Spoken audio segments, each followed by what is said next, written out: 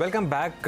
अब हमारे साथ जुड़े हैं वेलेंटियस एडवाइजर के फाउंडर और मैनेजिंग डायरेक्टर ज्योतिवर्धन जयपुरिया, जिनके पास इक्विटी मार्केट में 3.5 दशक से ज़्यादा का अनुभव है। 21 सालों तक इन्होंने डीएसपी मेरिल लिंच की रिसर्च टीम को लीड किया और देश के टॉप स्ट्रेटेजिस्ट में इनकी गिनती होती है। Jyoti ji, good morning, thank you so much आज सीएनबीसी आवाज़ से बात करने के लिए। रीसेंट मार्केट मूव्स को आपने किस तरीके से देखा? एक स्केयर आया था मिड कैप्स में, 2 दिन काफ़ी गिरावट रही, उसके बाद स्टेबिलिटी आई और अब निफ्टी में भी थोड़ी सी गिरावट आई। एचडीएफसी बैंक ने उसको लीड किया, लेकिन ओवरऑल अब इस समय आपका व्यू क्या बन रहा है मार्केट को लेकर? तो अनुज जी, पिछले बार भी जब मैं आया था शो पे, मेरा व्यू था कि ये ना मार्केट एक टाइम और प्राइस करेक्शन के लिए तैयार है। अपने यदि ब्रॉड निफ्टी को देखें तब तो है ना, निफ्टी में 10-11 हफ्ते से वहीं पे एक तरह से घूम रहा है। टाइम करेक्शन होते जा रहा है निफ्टी में। ये जो स्मॉल कैप और मिड कैप है उसमें अभी तक करेक्शन नहीं आए। इसी महीना बस पिछले 15-20 दिन में थोड़ा ऊपर नीचे हुआ है। जैसे आपने कहा, वो एक दिन में 4% है ना स्मॉल कैप गिर गया था और 3% मिड कैप गिर गया था। उसके बाद थोड़ा है ना उधर ही घूम रहे। तो शायद ज्यादा करेक्शन है ना दरकार है ये स्मॉल और मिड कैप में। एक तरह से टाइम करेक्शन से ही वैल्यूएशन थोड़ा है ना कम होएगा लगता है। ओके। ये जो एचडीएफसी बैंक में गिरावट आई, इस एनालिस्ट मीट शायद आपने भी अटेंड की होगी। आपके हिसाब से क्या व्यू बन रहा है यहाँ पर अब? अ, तो जब दो बड़े बैंक के मर्जर होते हैं और ये ना कहीं पे भी यदि अपने देखे तो एक तरह से कंसोलिडेशन में समय लगता है, क्योंकि है ना दो अलग अलग कल्चर रहते हैं। कोई एक जन का ग्रोथ है ना ज्यादा रहता है, एक का ग्रोथ कम रहता है, तो कंसोल होने के बाद एक तरह से ग्रोथ है ना बीच के टेरिटरी में आ जाता है। जो पिछले है ना फास्ट ट्रेजेक्टरी ग्रोथ था उतना फास्ट नहीं रहता है। तो अपने कहीं भी यदि पिछले 20 साल में देखे कोई दो बड़े मर्जर हुए तो 6-8 महीना 1 साल कंसोलिडेशन में जाता है और उसके बाद में वापस है ना नई स्ट्रैटेजी बनती है, तो वापस ग्रोथ में रफ्तार होती है। तो एक बार वो कंसोलिडेशन होता ही शहर में, तो कोई ये अजीब बात नहीं है। ज्योति सर, हाय, गुड मॉर्निंग।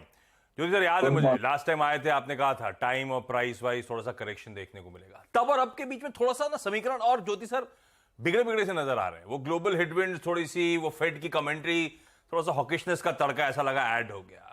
क्रूड संभले नहीं संभल रहा, बढ़े ही चले जा रहा है। इन्फ्लेशन का थ्रेट ऐसा लग रहा है वापस ब्रॉडली आ रहा है वापस। तो ये जो टाइम और प्राइस वाइज करेक्शन कितना और डैमेजिंग, टाइम वाइज तो ठीक है झेल लेते हैं हम लोग, थोड़ा सा रुक जाएंगे, पर ये प्राइस वाइज डैमेज भी कुछ सिग्निफिकेंट होने का डर, या लार्जली हो गया वो 20 वाला आ गया तो प्राइस वाइज अब शायद ज्यादा डैमेज देखने को नहीं मिले? मैं इसका आकलन कैसे करूं, इस स्टेटमेंट को कैसे रीड करूं? तो ये ना प्राइस अपने देखे तो मेरे हिसाब से ज्यादा प्राइस करेक्शन आया ही नहीं है। मेरे अनुमान से थोड़ा ज्यादा आना चाहिए था। यदि अपने ना यूएस मार्केट्स को देखे तो वहां ऐसे प्राइस करेक्शन आ रहा है, भारत में प्राइस करेक्शन नहीं आ रहा है। इसके दो कारण है। एक तो है ना भारतीय रिटेल जो है उनका फ्लो काफी स्ट्रांग है अभी भी। दूसरा है ना ग्लोबली जितने भी इमर्जिंग मार्केट फंड है सबसे बात करते हुए सब बोलते हैं कि इंडिया में पैसा डालना है। चाइना में उनके सबके ना यदि अपने इमर्जिंग मार्केट इंडेक्स देखे तो 28% वेट चाइना का, इंडिया का वेट 14% है। तो एक तरह से सबको है ना थोड़ा पैसा चाइना से मूव करके इंडिया में डालना है। सबको एक ही है ना डर है इंडिया में, वो है वैल्यूएशन का, कि वैल्यूएशन महंगे हैं, मार्केट थोड़ा थोड़ा करेक्ट होएगा तो और पैसा डालना है। तो उस कारण से ज्यादा प्राइस करेक्शन नहीं आया, फिर भी जो अपने को देखने मिला है अभी तक बहुत मामूली दिखा है। थोड़ा और 2-4%, 5% प्राइस करेक्शन आ जाए तो एक तरह से अच्छा रहे कि भाई एक तरह से प्राइस करेक्शन खत्म हो गया तो है ना जो लोग कैश पे बैठे हैं उनको डालने का मौका मिल जाता है, थोड़े ना बड़े इंस्टीट्यूशनल फ्लो आ जाते हैं, तो अच्छा रहेगा एक तरह से। नहीं तो अभी जैसे अपने देखने मिल रहा है थोड़ा अपने मार्जिन में आउटफ्लोज हो रहा है भारतीय बाजार से एफआई का। इसके वापस दो कारण है। एक तो जैसे आपने कहा क्रूड का है, तो वो सबसे बड़ा एक है ना रिस्क है भारत के लिए। दूसरा है कि जो डॉलर है, डॉलर अप्रिशिएट हो रहा है। यदि पिछले अपने 4-5 हफ्ता देखे तो डॉलर काफी अप्रिशिएट हो गया। जब डॉलर अप्रिशिएट होता है तो इमर्जिंग मार्केट फ्लोज के लिए अच्छा नहीं रहता है। इन जनरल इमर्जिंग मार्केट से ना पैसा जाता है और डेवलप मार्केट की तरफ जाता है। तो वो एक कारण हो सकता है। यदि एक्सलेट ट्रेंड एक्सलेट हुए तो भारत से भी थोड़ा है ना पैसा एफआई का सेलिंग आए तो फिर सिर्फ डोमेस्टिक बायर्स ही रह जाएंगे। अच्छा, भारतीय रिटेल का पैसा है जो सपोर्ट कर ले रहा है, तो शायद इसीलिए प्राइस वाइज डैमेज ज्यादा नहीं हो रहा है।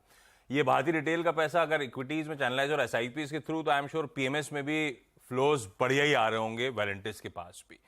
जो जो फ्लोज आ रहे हैं उसमें ऐसा हो रहा है कि आप थोड़ा सा कैश कंपोनेंट बढ़ रहा है आपका, या आसानी से ये पैसा डिप्लॉय कर पा रहे हो आप, विकल्प की कोई कमी नहीं है?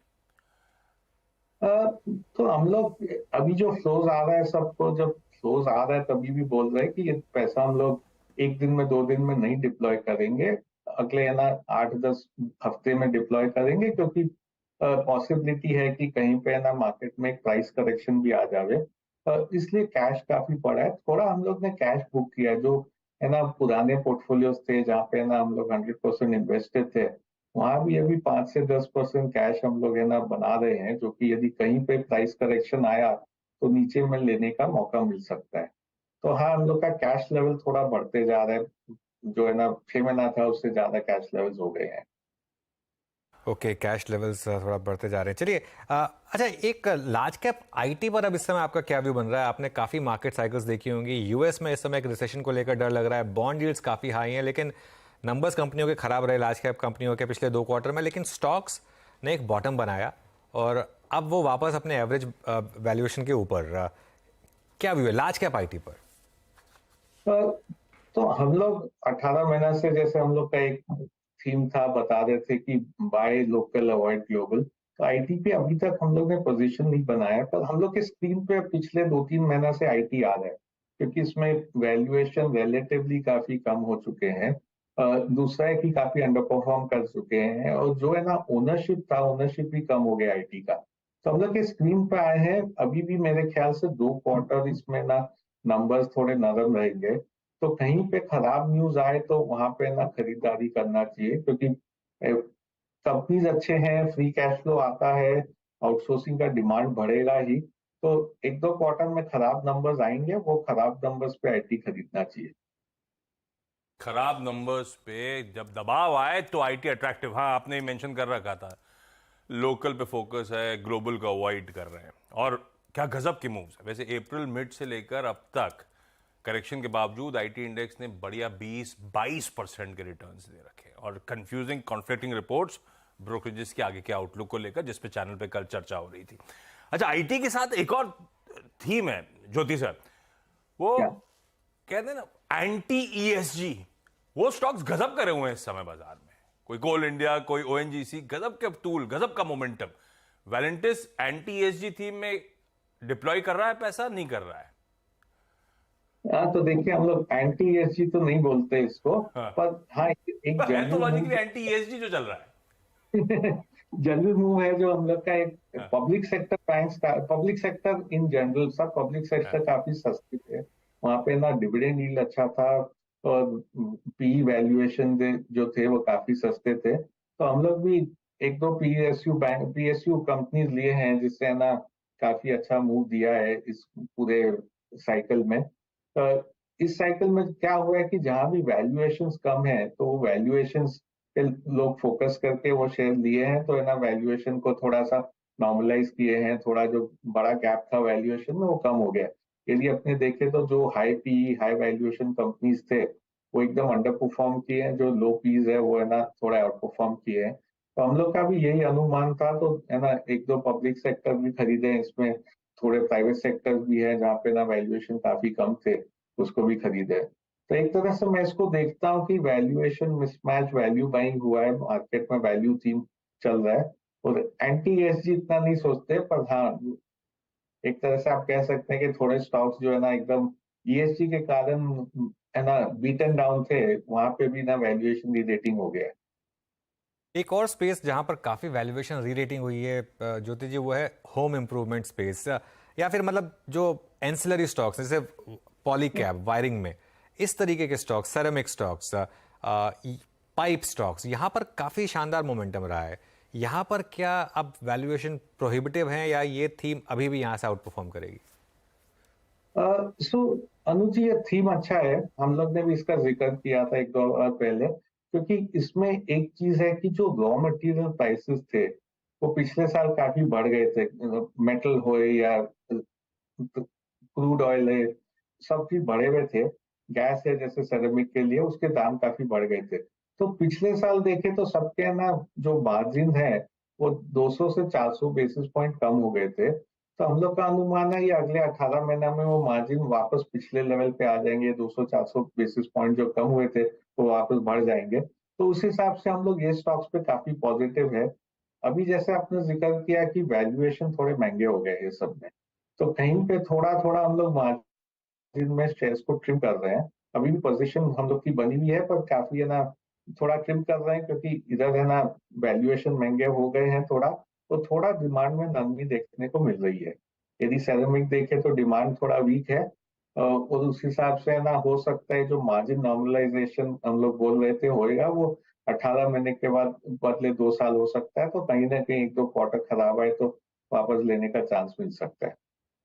अच्छा, मुझे याद पड़ता है ज्योति सर, जब आईटी की काफी दिक्कतें थी तब आप लोगों ने मेंशन किया था, आपने मेंशन किया था कि उस पॉकेट को अवॉइड कर रहे हैं, आउटलुक हेजी है, समझ में नहीं आ रहा। और अब आप कह रहे हो अगर गिरावट आती नंबर्स के बाद तो आप एक्यूमुलेट करोगे, शायद खरीदारी करने के मौके होंगे। तो फिर इस समय वेलेंटिस एडवाइजर्स बाजार में किन पॉकेट से दूर है, आप लोग अवॉइड क्या कर रहे हो?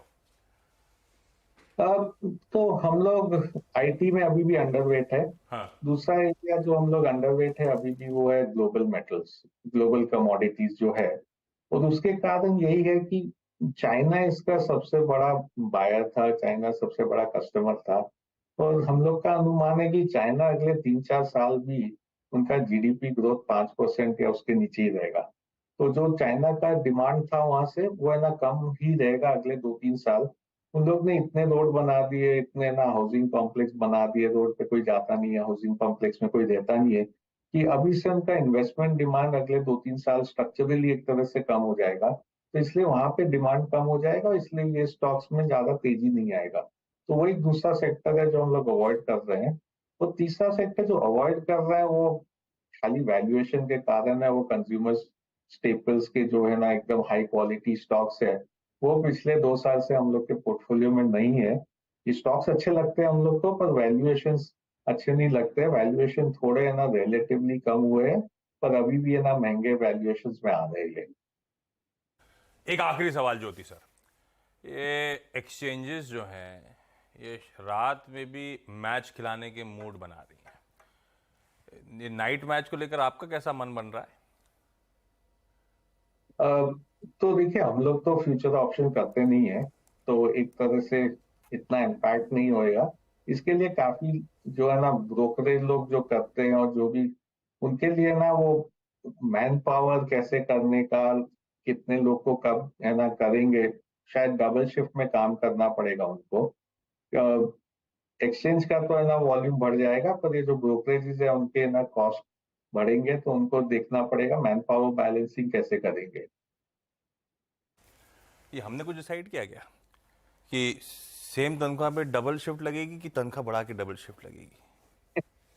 तो हम लोग तो जैसे हम लोग ने कहा कि हम मैं लोग ज्योति सर ये अनुज जी से पूछ रहा था खैर मजाक अपनी जगह। Jyoti sir thank you so much जुड़ने के लिए।